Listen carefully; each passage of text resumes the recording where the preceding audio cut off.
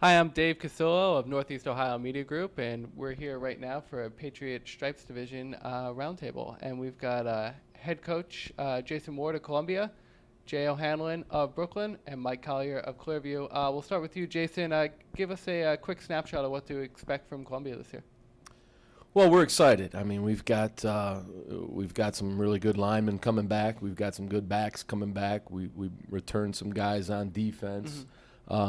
We turn over a really nice senior class, and those guys obviously did some things at our school that have never been done before. Yeah. But we're hoping that the guys underneath them have learned, and have started a nice tradition for themselves. And the last time we turned over that many guys, and I looked at it as kind of a year to rebuild. We won a bunch of games, so I'm not going to go in with any preconceived notions, and hopefully we can continue the success that we've had. Great. And Jay, I mean, you have the nice new field over there, but aside from that, what should we expect from Brooklyn?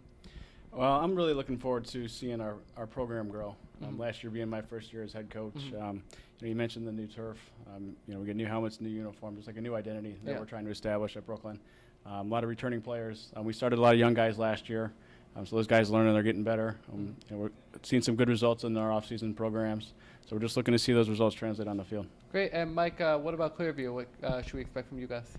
Hopefully the next step up. We're looking to improve. We're very strong in some key leadership roles on the football field, so I think that'll bode well for our football team. We also have some fresh faces on the line and on the defensive side of the ball that I'm looking forward to see step on the field and produce. So I know a lot of kids have put in a lot of hard work here in the off season, and we're looking forward to seeing how that pays off. Mike, you talked about taking the next step. How difficult is it to move up in this conference?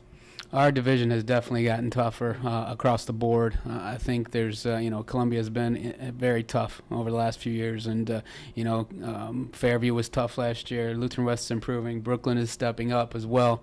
Oberlin's not going to be an easy one either. So our division across the board has definitely improved, and it makes it tough week in and week out to go out there and try to get those W's.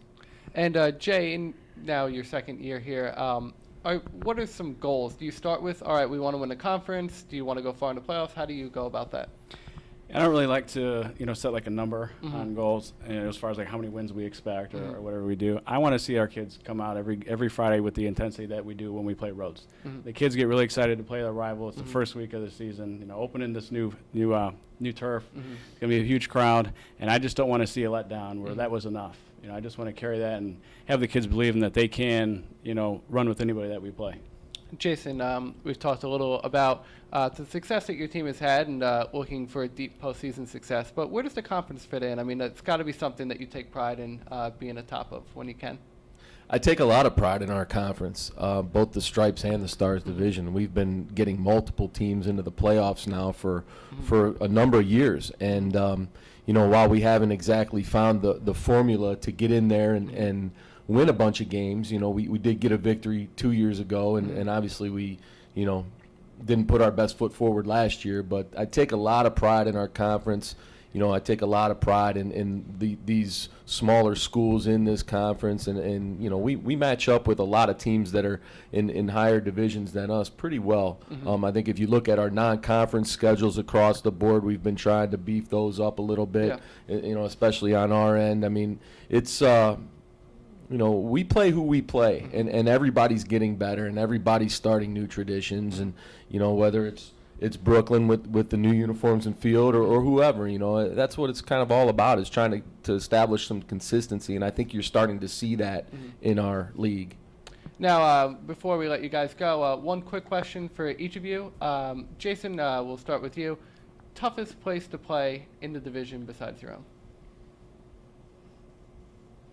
Well, it was Brooklyn before they put the new field in, just because of the turf conditions, but going out to Lutheran West, there's something about that for our football team that, it's not an easy place to play. There's always wind blowing. There's always leaves all over the place.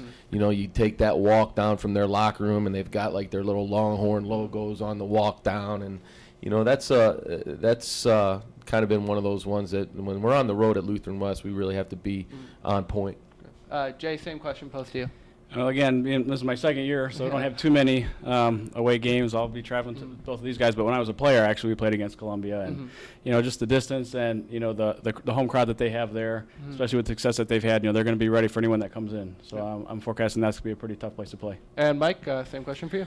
I'd definitely say Columbia. Obviously, they've had good teams over the past recent years, but the long walk over across the field, usually it's at the end of the season, so it's a little muddy conditions. So, and our kids are trudging through, and it's a long walk for us. All right, guys, well, we want to thank you for joining us. Good luck to all of you. And for this video and many more for the football season, go visit cleveland.com.